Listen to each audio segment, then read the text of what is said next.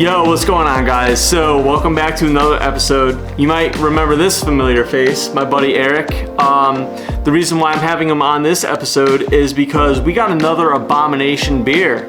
So, the last episode that you and I did was Abomination Brewing, and it was Everyday Fog. Yep. And we determined that that beer was just an everyday beer. It's light, crushable, but at the same time a 7.1%, which is pretty respectable for being that crushable. Oh yeah. So today we got Wandering into the Fog, which is a 8.6%. So our interpretation on Abomination Brewing with this whole fog series is you have a 7.1% everyday fog, and that's just your everyday beer. No matter what you're doing, whether you're outside barbecuing or coming home from work, your everyday fog is it's just a crushable beer that you can have every day. This seems to be a little bit stronger at 8.6%. You have your everyday fog, and now we're gonna wander more into the fog and kind of just see what it has to offer, which is a little bit stronger. Yeah. Seems to be.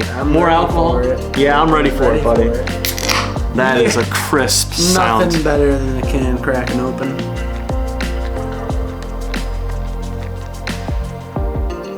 It almost looks a little more hazy. This definitely looks a little bit more hazy. This looks like a more cloud. It's got more white poofiness to it, milky, and that's probably why they're saying wandering into the fog. We're getting a little bit more hazy, a little bit more alcohol percent, and yeah, we'll see what it compares to the everyday fog. You know what I mean? We'll see. Sure. Cheers, buddy. Cheers.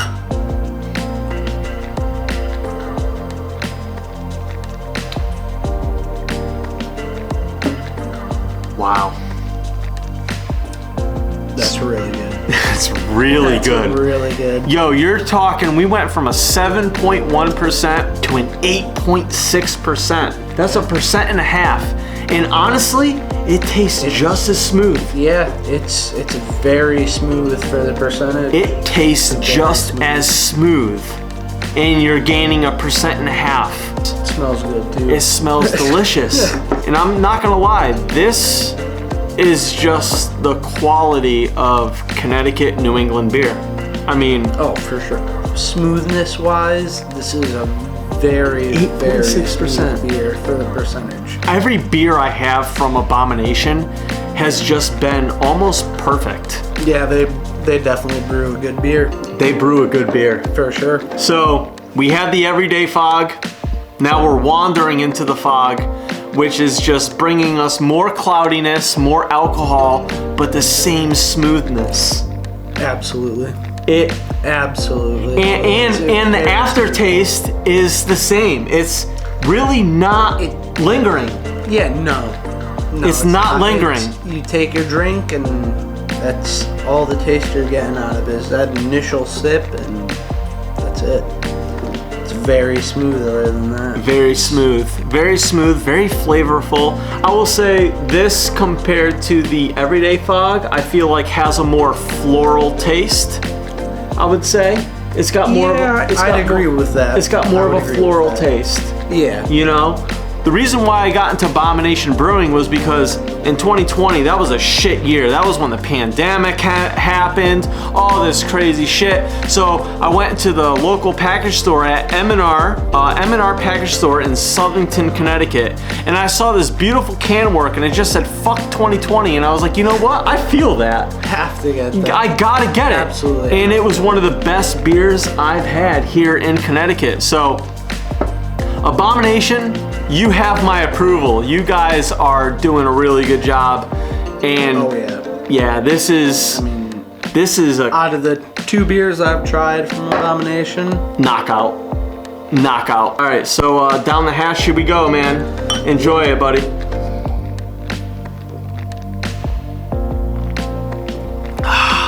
Weekend hanging out, partying, having a bonfire, grilling, whatever you're into doing. You might wanna get the everyday fog. Yeah, after a long day at work, you're trying to sit on the couch and get where you want to be, definitely want to wander. You're gonna want to wander. You're gonna want to wander into that shit. Just get fucking lost into the fog. Lost into the fog. Absolutely. Let's get into the rating. I labeled the Abomination Brewing Everyday Fog at 4.25. I'm gonna give this a 4.5. The reason why I'm gonna give this a 4.5 is because if you compare this to the Everyday Fog, you're gaining a 1.5% of alcohol, but you're really not losing that much in smoothness and flavor. So, is this a better beer than Everyday Fog? I would say it is. I'd say Everyday Fog, I'm solid with 4.25. But with this wandering into the fog, getting a little bit more into it, getting a little bit more flavor and a little bit more alcohol, wandering into the fog of the haziness and the buzzness, I'm gonna give this a 4.5. I think that this is an excellent fucking beer for almost a 9%. You gotta think, it's almost 9%. And it's still pretty crushable. So, what about you, buddy? Out of a 5, what would you give it? Give Everyday a 4 out of 5. I'd probably say it's about 4.5. 4.5. So you go with 4.5. It's definitely better than the Everyday. Yep.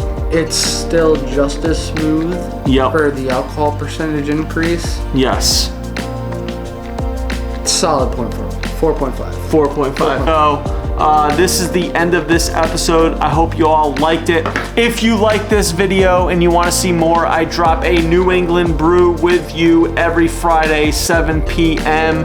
It's all about trying to find the best beers here in New England. Like, comment, subscribe, get involved. If you guys love beer, you guys love adventures, this is life in New England from a Connecticut.